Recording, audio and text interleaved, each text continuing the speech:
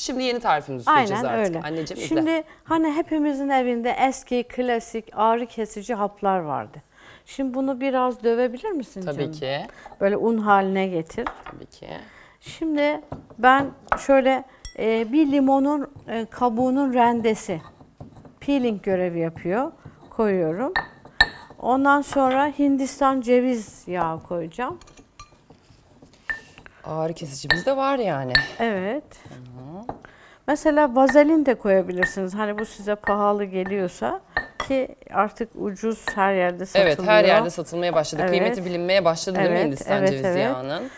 Onu böyle güzel karıştırıyorum. Biraz da limon suyu katabilirsiniz. Çok az bir şey şöyle. Şu şekilde.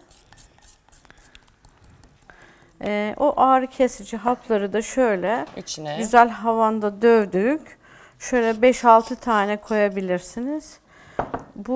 Bunu böyle güzel topuklarınıza süreceğiz. Gerçekten şu anda topukları çok çatlamış olan bir bayan istiyorum izleyicilerimizden. Buyurun. Yani kuru işte artık. Zaten kuruduysa eğer ilerleyen zamanlarda çatlayacak demektir. Kendisini çatlatmadan ilgimizi gösteriyoruz. Siz şöyle yatıralım. Evet. Şunun üzerine ayaklarımızı koyalım. Tamam. Siz uzanabilirsiniz. Suna abla şimdi sürecek. Evet. Ben tutayım size. Tamam. Tabii olur. Uzanmayabilirsiniz Olur. zaten. Evet.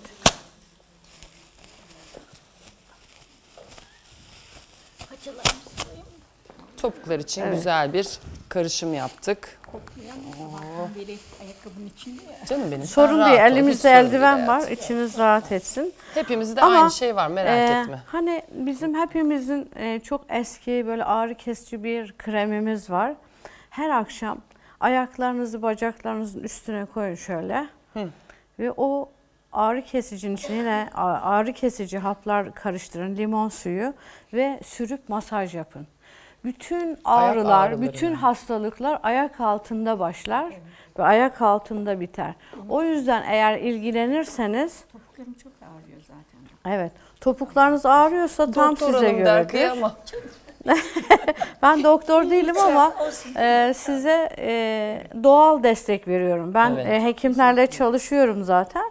Ama onlar da böyle şeylere çok saygı duyuyorlar ve ne yapıyorsunuz? Böyle bolca sürüp böyle bir Poşetimize geçiriyoruz. poşetinizi geçiriyorsunuz. Üstüne ben çorap giyiyorum genelde. Evet. Ha,